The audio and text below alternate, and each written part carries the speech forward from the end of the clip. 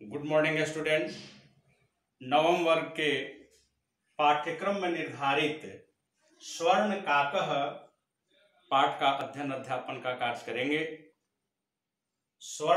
Previous class में स्वर्ण काकः पाठ का अध्ययन अध्यापन का कार्य किया गया था, परंतु उसका कुछ अंश अवशेष रह गया था, जो इस प्रकार है। वस्तुतः स्वर्ण काकः पाठ में लोभ और उसके दुष्परिणाम, एक तरफ लोभ और उसका दुष्परिणाम, तो एक तरफ त्याग और उसके सुपरिणाम का समधुर चित्रण किया गया है। जो अंश छूटा हुआ था वह इस प्रकार है।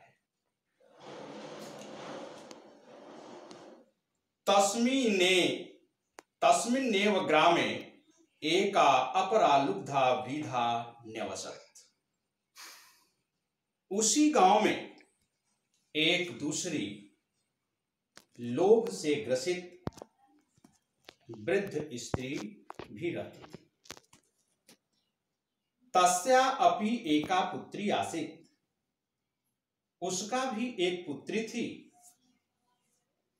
ईर्ष्या सा तस्य स्वर्णकाकस्य रहस्यं भी ज्ञातवती। ईर्ष्या से वह उस सोने के कवे के रहस्य को जान लिया। जो सोने के कवा एक निर्धन बालिका को कुछ बहुमूल्य हीरे जवाहरात दिए, जिससे वह निर्धन बालिका भी धनवान हो गई थी।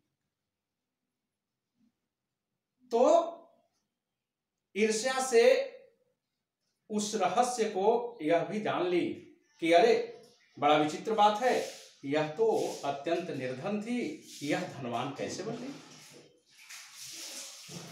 तो उस सोने के कवा के द्वारा ही उसे कुछ बहुमूल्य वस्तुएं प्रदान की गई है, जिस कारण से यह धनवान हो गई है।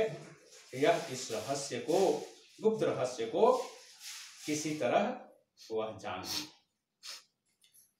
तो वह क्या की कि सूर्या तपे तंडुलान निक्षिप्य तयापि स्वसुता रक्षार्थम नियुक्ता।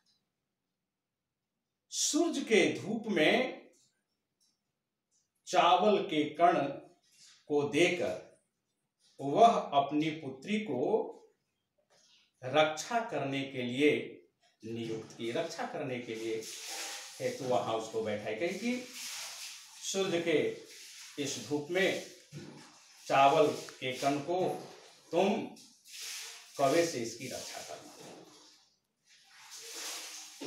तथैव स्वर्ण पक्षः काकः तंडुलान भक्षयन् तामपि तत्रैव अकारयत्। उसी प्रकार सोने के पंख वाला वह जो कवा था, वह तंडुलान भक्षयन्, वह चावल के कण को भक्षण करने लगा।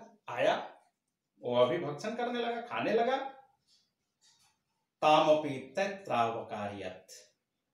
तो वह जो कवा था, वह कवा उसे उसी जगह आने को कहा जहां पहले उस बालिका को आने के लिए वह कहा था। यानी वह पीपल के वृक्ष के पास आने के लिए इसको भी कहा कि ठीक है, तुम आप जो है वह पीपल के वृक्ष के पास तुम आ जाना, है ना। प्रातस्तत्र गत्वा सा काकं निर्भर्त्सन्ति प्रावोचत्। सुबह ही सुबह वह बालिका वहां पहुंच जाती है, पहुंच गई, और निर्भर्त्सन्ति, और उस कवि को निंदा करते हुए, उसकी बुराई करते हुए वह बोलती है, क्या बोली कि भो नीच काका, अरे नीच कवा, अहम आगता, मैं तो आ गई, मह्यम तंडुल मूल्यम प्रियच्छ, तुम मुझे चावल का जो मूल्य है वह चावल का मूल्य मुझे तुम दे दो। काको अब्रवीत, कौवा बोला कि अहम त्वत्कृते सोपानम उतारयामि,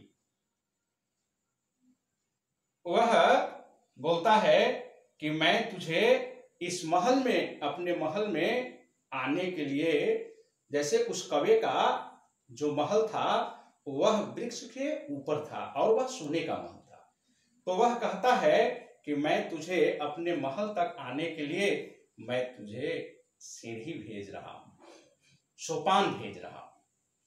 तत्कथया स्वर्णमयम रजतमयम ताम्रमयम हुआ, तो तुम बोलो कि तुम सोने की सीढ़ी से आओगी कि चांदी के सीढ़ी से आओगी कि तांबे की सीढ़ी से आओगी, किससे आओगी? तो गर्वितया बालिकया प्रोक्तम, लेकिन वह जो बालिका थी वह बालिका अत्यंत अभिमानी थी, घमंडी थी, तो वह बालिका बोलती है कि स्वर्णमयेन सोपानम अहम आगच्छामि, कहे कि मैं सोने की सीढ़ी से ही आऊंगी। परम स्वर्ण काकस्कृति ताम्रमयम सोपान में वह प्रायच्छत, लेकिन उस कवि के द्वारा उसे तांबे की सीढ़ी ही दिया गया, वह तांबे का ही सीढ़ी दिया।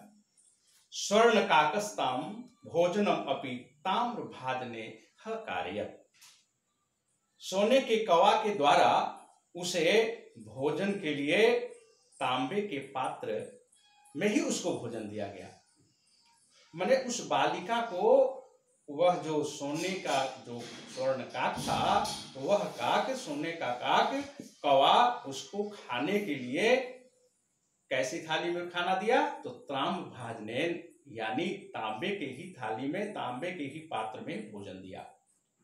प्रतिनिवृत्ति काले स्वर्ण काकेन कक्षाभ्यांतरास्त्रियो मंजूषा तत्पुरः समुचिता, लेकिन प्रतिनिवृत्त काले, लौटते समय, स्वर्ण काकेन, लौटते समय सोने के कौवा कक्षाभ्यांतरा, कक्षाभ्यांतराभिस्त्रियो,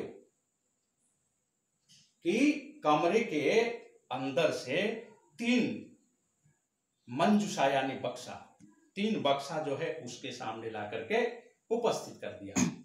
लौटते समय सोने के कौवा कमरे से 3 मंजूषा यानी बक्सा ला करके उसके सामने रख दिया।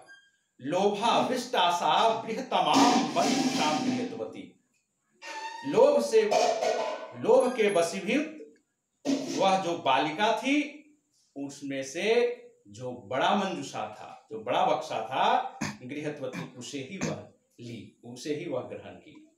गृहम आगत्य सा हर्षिता जावत मंजूषाम उद्घाटयति तावतस्या भीषण कृष्ण सर्पो विलोकिता, घर आकर के खुश होकर के, घर जब आई तो घर आई तो अत्यंत खुश थी, प्रसन्न थी, और प्रसन्न होकर के जब उस बक्से को वह खोलती है तो तावतस्या भीषण कृष्ण सर्पो विलोकिता, तो उसमें भयंकर काले सर्प को वह देखी कि उसमें भयंकर काला सांप है, कृष्ण सर्प है।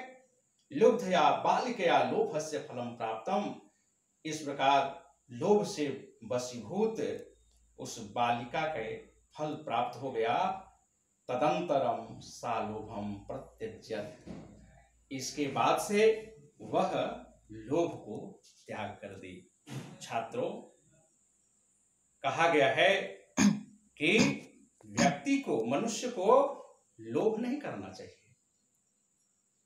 लोभ, अत्यधिक लोभ या लोभ करने से व्यक्ति को दुष्परिणाम ही भुगतना पड़े, उसका दुष्परिणाम होता है। लोभ नहीं करना चाहिए, व्यक्ति को त्यागी होना चाहिए, त्याग की भावना होना चाहिए। नास्ति, तभी कहा गया है नास्ति त्याग समम सुखम, कि त्याग के समान कोई सुख नहीं है। जिस तरह और व्यक्ति को अभिमान भी नहीं करना चाहिए। अभिमान करने वाले व्यक्ति का एक न एक दिन पतन अवश्य होता है। इसलिए व्यक्ति को न तो अभिमान करना चाहिए, न व्यक्ति को ईर्ष्या रखना चाहिए, न व्यक्ति को ज्यादा लोभ करना चाहिए। इन सब का निश्चित एक न एक दिन दुष्परिणाम ही होता है। धन्यवाद।